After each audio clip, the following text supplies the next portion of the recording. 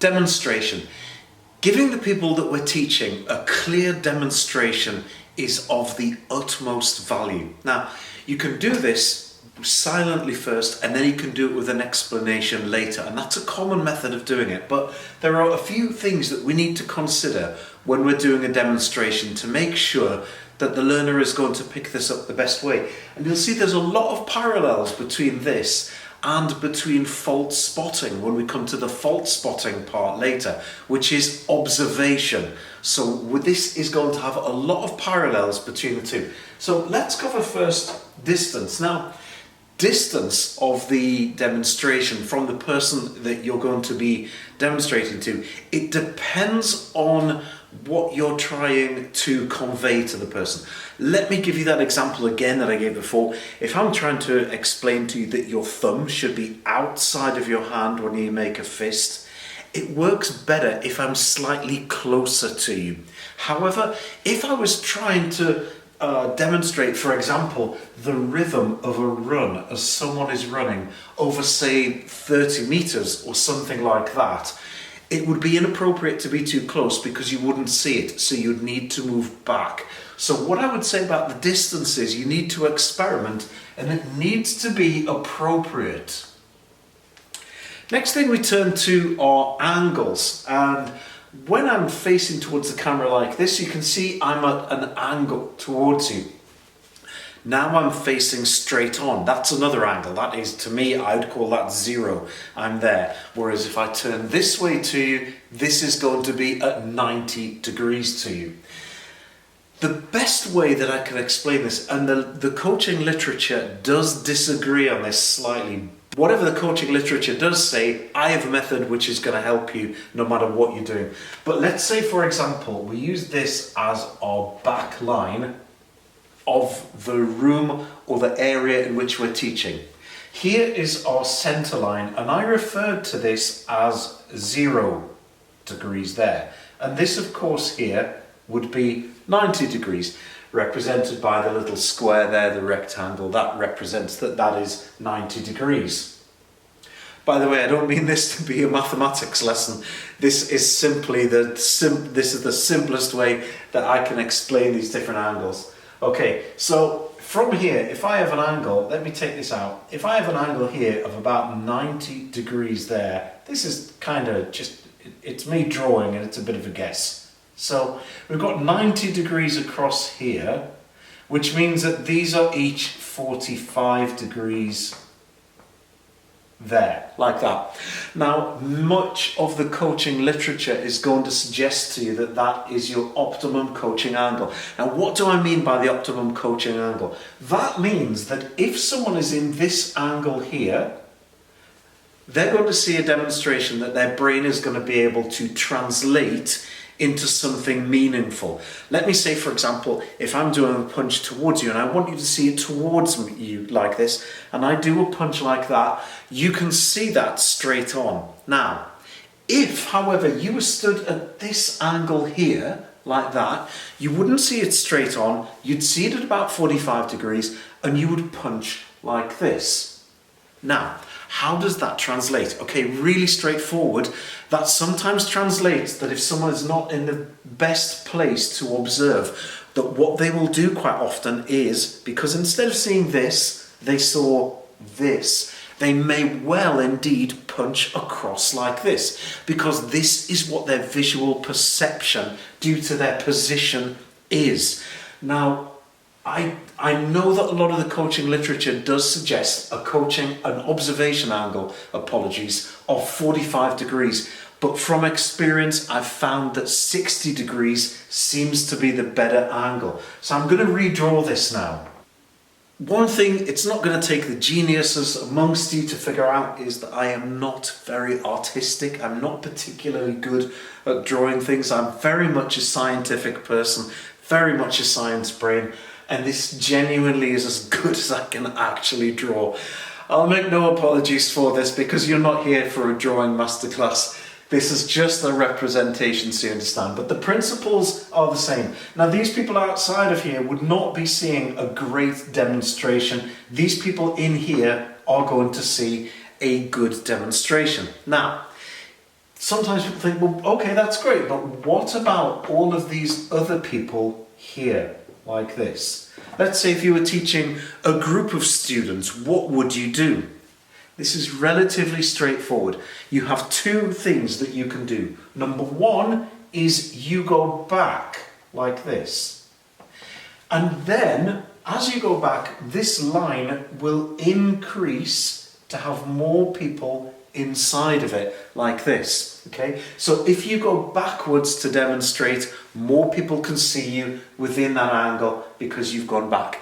There's a better way of doing it altogether though, and I call this a 3-point method of teaching. So what we've got is we've got the people here covered, we also need to have the people here covered, and we also need to have the people here covered, like this. Now, if you have a wall like this, or a track, or anything like this, this is a flat wall here. It is 180 degrees around. These angles here are 60 degrees. So we're divided by 60 degrees. That equals 3. So we've got 3. So as long as we've got 1, 2, 3 points from where we teach, we will cover a big group. Now, that is by far preferable to doing what many people will do, which is to demonstrate in a semicircle. Now, a lot of people will say, come round, gather round me in a semicircle. Fine, okay. I do not like that, and I'll explain why with another terrible diagram. Okay, here's my semicircle. You can see I've drawn participants around here. This is me demonstrating from the central position there. If I'm facing forward, I have an optimum angle here of that 60 degrees.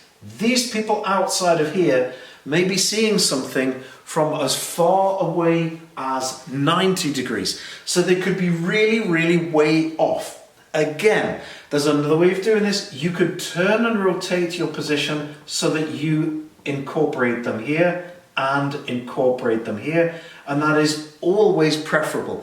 But both of these methods, if you do this, and I don't like this, I prefer this, because it reminds you to do it. This can encourage a bit of laziness. If you're going to do this, this, in my opinion, is always preferable. This is generally easier, and a lot of people use this method. But so long as you remember that you go 1, 2, 3 points, in this case, 1, 2, 3 points. As long as you change your demonstrating angle, the people are going to be able to see what you want to do. So my suggestion for angles is 60 degrees times 3 points.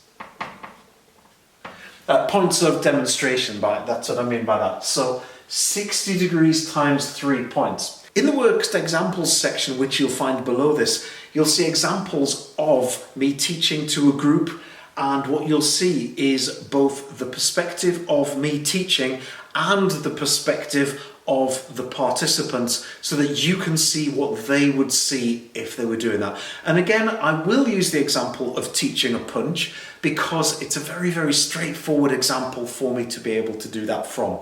But it applies to a football kick or to anything else that you're going to be teaching. Let's turn our attention to speed. Now, we'll come to this in more detail later on, but the speed, if you're going to be giving someone enough time for them to process the information that you do, your speed needs to be appropriate. Let me give you an example of an appropriate speed for you to be able to copy a punch. Let me give you an example of an inappropriate speed for you to be able to copy a punch.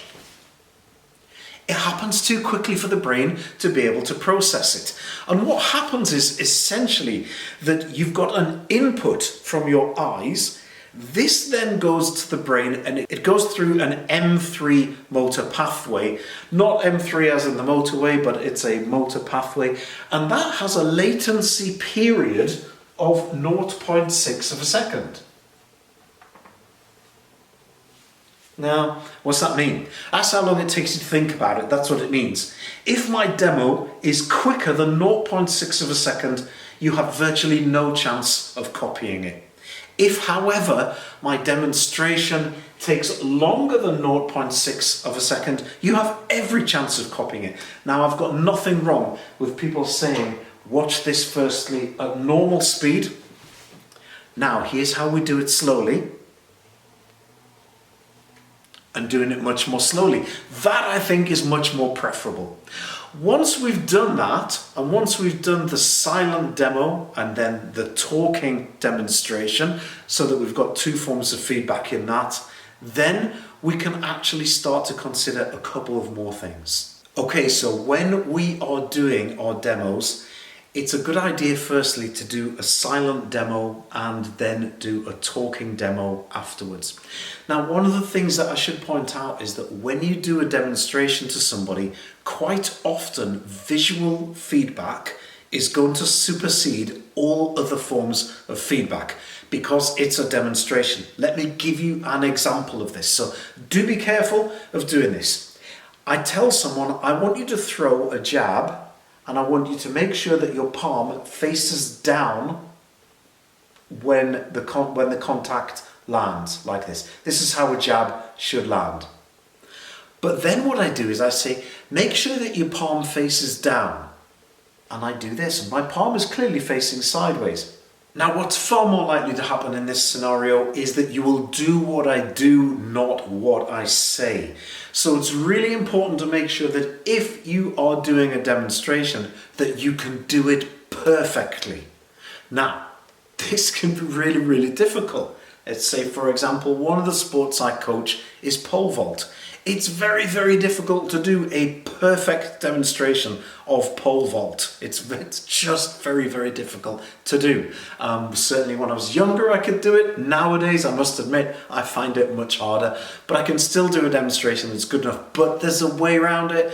What I have is an iPad, and I take it along and I'll say, okay, can you see the takeoff here?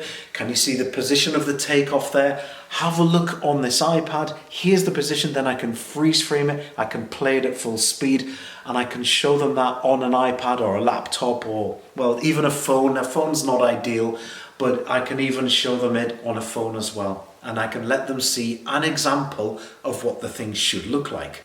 It's very important that a perfect visual demonstration is given. So let's go through that. Coming back to our board, these notes are in the notes section below, so don't worry about remembering them. You can print these things off. So firstly, we need to be able to do a perfect visual demonstration. Now, if you can't do that, have an example of one near to you. We would do this normally at normal speed and then at slow speed, slower than 0.6 of a second. We would obviously be doing it at an appropriate distance and at the correct demonstrating angle. We'll come back to that in 1 second. And then we do what is called a talking or explaining demonstration. Now, let me demonstrate that to you. I'm going to give you an example. I'm going to throw the jab again, and I'm going to talk along this as I do this. But I'm going to give you a method for this, and it's really, really straightforward, very, very effective. Firstly, what I do is I do it. Then I talk about it. It's virtually impossible to say what I'm going to do is I'm going to throw my jab, I'm going to keep my thumb outside of my hand, my wrist flat, 95% of reach at the elbow, the shoulder's going to turn forward and the palm is going to turn to face the floor. That's really, really hard to do. So what you do is you do this, and some people won't relate to it. So you do this. I'll turn sideways for an angle so that you can see the joints. And then what I do is with my free hand, I point at the joints to which I'm referring. And then this highlights it to someone who may not be particularly good at listening. They may be on the autism spectrum. They may have a hearing impairment and they may not speak your language. And sometimes they're just not listening or they're too far back and they can't hear. So like this, I point and I say thumb outside of the hand, punch with all 4 knuckles.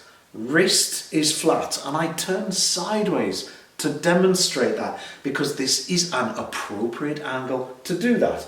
95% of reach at the elbow and the shoulder is forward like this. And then what I'll do is I'll then repeat it slowly so people can copy it. But I have explained it. Then I keep demonstrating it like this so people can copy it, and then I will offer feedback if someone is making a mistake. Now, you'll notice I've written down here open side as well. What does that mean? Okay, so this is a particular method of demonstrating that makes a lot of sense. Now, let me demonstrate the jab and the cross, two most fundamental boxing punches. I'll demonstrate it towards the camera, but then I'm going to turn sideways so that you can see it, because you'll see a different perspective. There's a good reason for this. Now, so I've got my jab, goes to there, my cross goes to there, and then I retract, reset back to my start position.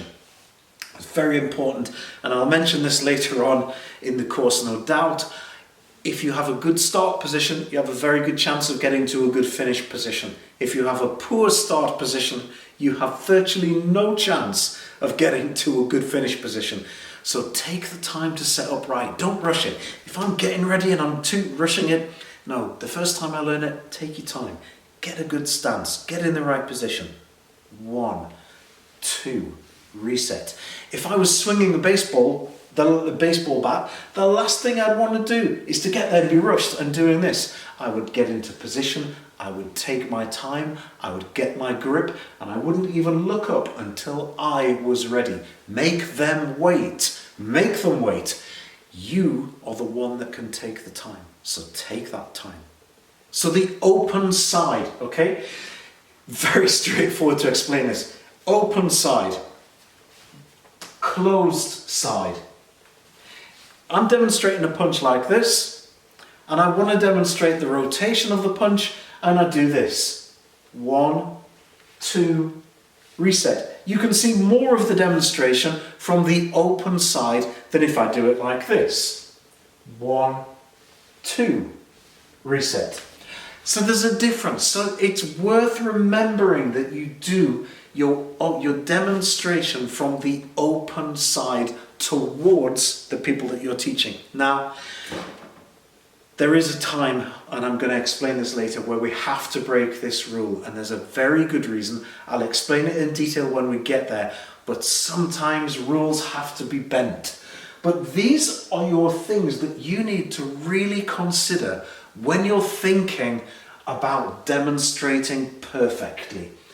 The distance, the angles, using 3 points if necessary, the speed of your demonstration, that the demonstration needs to be perfect, that you do it firstly normal speed and slow speed, then you do it with talking and explaining, and the demonstration should be from the open side of the body. They are the most important key points. Let's have a look at that in the module below of me doing this, and you'll be able to see it from the participant's perspective and my perspective, and then you'll be able to see how this works for both people.